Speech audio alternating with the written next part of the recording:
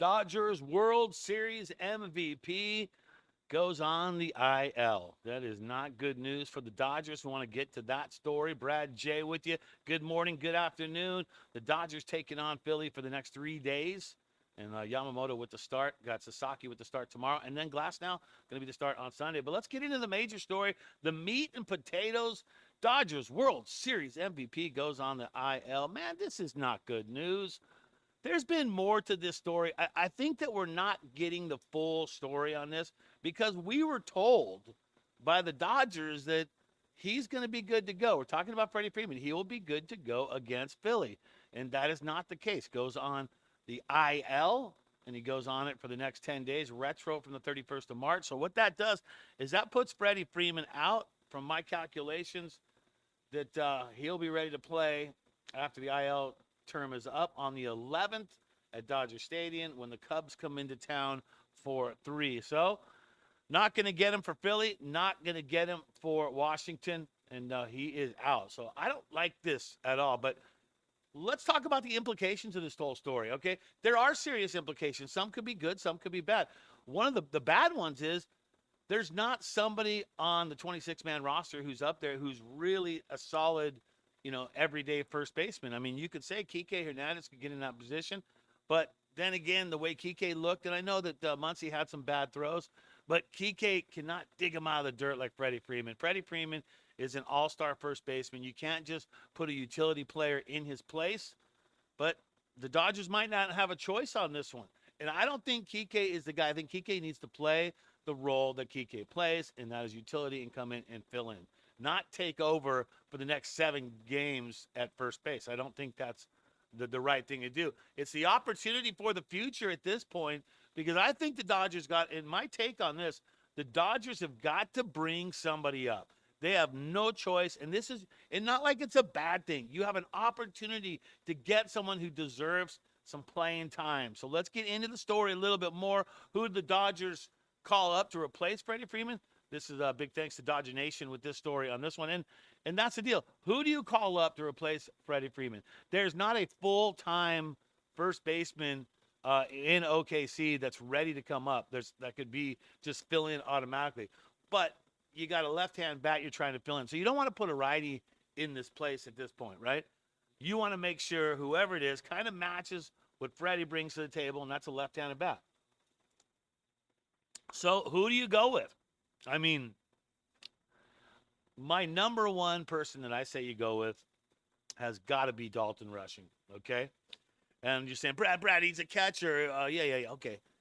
He is a catcher, and he's been working on his outfield abilities, but read along with me. Rushing's path to joining the big league roster has been blocked by catchers Will Smith and Austin Barnes, and that's kept him from being with the big league club because he's ready to go right now. Rushing does have experience playing first base, and this could be his best opportunity to make his MLB debut for the foreseeable future, barring any injury. The Dodgers have wanted to see how Rushing's bat would play in the MLB level. This would be a perfect week to see what he can do. The fact that he's a left-hander, bat does not hurt either. I mean, okay. What do you say about that one right there? To me, Dalton Rushing is the best pick. I'm going to have to agree with Dodger Nation on this one. It is all about Dalton Rushing. He's the guy you want to bring up. He's the guy who needs the experience. And you know what? This is the opportunity. You have a week to be able to use the guy. Why wouldn't you bring him up in that situation? Okay, what are the other options the Dodgers have? How about James Outman, right? Right? Well, he's not, I feel like he's an outfielder. I feel he's a big guy. He could play first base, but wouldn't directly help by taking over at first base. So I almost feel like you bring James Outman in, and then is that the guy you want to try and mix into there, or do you put Kike back in there? And who knows, right? Outman could obviously play in center field. That's where he's been. And Pajes has been struggling too as well. So maybe Outman comes in, you mix it around, but I don't think that solves the first base problem. I think that you got to deal with that. How about Hunter Fiducia, right? Like Outman, he's on the 40-man roster, and he's mainly a catcher, a limited playing experience at first base, but he's also left-handed. And once again, you look at lefties to replace a lefty, it is a good idea for the Dodgers. So I don't know who your thoughts are, But chime in below. While you're at it, subscribe, like, and turn on the notifications on this one, Dodger Digest. We always got the stories, breaking it down. Fastest growing Dodger YouTube page out there. Okay, so those are your choices. Me, hands down, I bring up Dalton Rushing. The Dodgers have not made a decision as of this morning. When I went through the news on this one, it still hasn't been picked. They didn't make a move like when Freddie was put on the IL. They didn't make a corresponding move to bring someone up. So will they do that today? Will they bring someone up? I think they're going to do it. And who's it going to be? I would think right now, the way Dalton Rushing performed, I think he's the guy. You got to bring him up, put him at first base, see how it goes, right? Find some reps for the dude somehow, some way. He's been playing outfield. Pajes has been struggling. Maybe you put him there and put someone else at first. I don't know, but you got to get him. He's got to get some ABs. He definitely has got to get some ABs. Okay. With Freddie being out, what is the whole story? So here's what Freddie says about the injury that took him out. Here it is.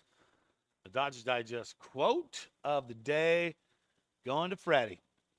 It's a freak accident. You can't make this stuff up. Halfway through my morning coffee, I was like, oh, I'll just shower to get ready for the day. The next thing you know, I'm down in the bathtub. It's a great mental picture if you guys want to think about it. Big guy falling all over the place. And it's not funny, but his wife kind of made a joke about it, saying she was expecting to have to pick you up in the bathtub when you're 70, not when you're in the prime of your baseball career. So the story on that one, and if you haven't heard the story, it's been all over the place. Freddie's main bathroom was being worked on, and it was the shower-only bathroom. The downstairs guest bathroom is a tub/shower, so you have to step over to get into the tub, and that's where things went wrong for Freddie. He slipped up, and he fell down, and there you go. Now he's on the IL. He'll be ready to back to play.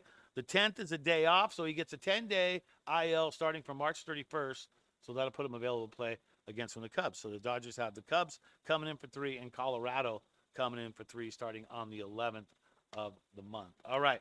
Going to do a quick rant here on – all right. I get messages from time to time from Dodger Digest people who watch the program, and I appreciate it. First of all, everyone on Dodger Digest, thank you so much for being part of the program.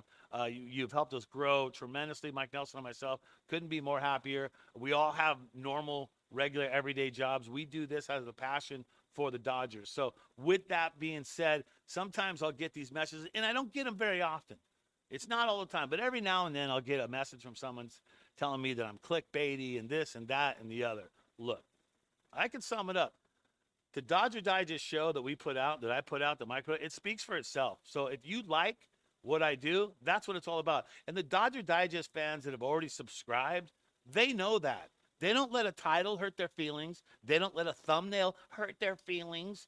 And so when you message me and tell me, I'm going to unsubscribe because you're clickbaity, I just don't care. I don't got time for that. Save yourself the breath and not even send it. Just hit the un button, okay? You can not have to listen. You don't have to. But the people who get it and understand that the show speaks for itself, and we scour all the news stories to bring you the best that we can find every single day, and all you have to say is it's clickbaity. You don't even talk about the show. It's like practice over the game. It's practice. What are you talking about? So save yourself the time. You don't need to announce that you're unsubscribing because that title's too clickbait. My feelings are hurt. I just don't care. I don't have time for it. I do this as a passion, and I will continue to do it as a passion. And if you do that and send those, I'll respond back to you. I don't hide from that junk. So save yourself some time and just don't even do it. It's not worth it. It's definitely not worth it. All right. Blake Snell, did you hear the news? His house got broken into. This is a thing that needs to stop happening right here.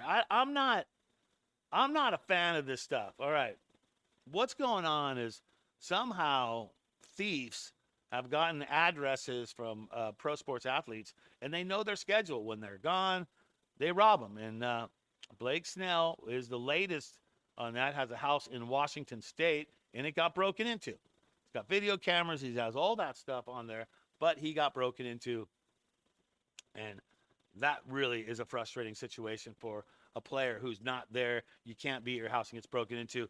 And, he says that, it's in Washington State, so I have a hard time feeling that they're going to prosecute these burglars when they catch them. But I hope they do. And I hope that happens all the time. They start getting these guys before they do stuff like this. So another sick thing, opportunity. Don't like to see that, but it's part of what's been going on lately. All right, here's the matchup for tonight. And don't forget to be there this afternoon. Right-hand pitcher Yamamoto with a 2.70 ERA going against Luzardo, who's been pretty solid. A lefty, 3.60 ERA. You see the Ks. Luzardo's got 11. Yamamoto got 14. And Yamamoto came up his career high, his last one. So we'll see how that goes. On the mound tomorrow, that's going to be Sasaki. And rounding out the 3 games against Philly, that is going to be Glasnow. Well, 8-0 right now. Can we continue to keep the winnings going? We've got to get past that 10-0 mark that the 1955 Dodgers, the Brooklyn Dodgers had. And that would pretty much eclipse all records. And that'll do it right there. That's going to do it for Dodger Digest. Hey, thanks for tuning in, man.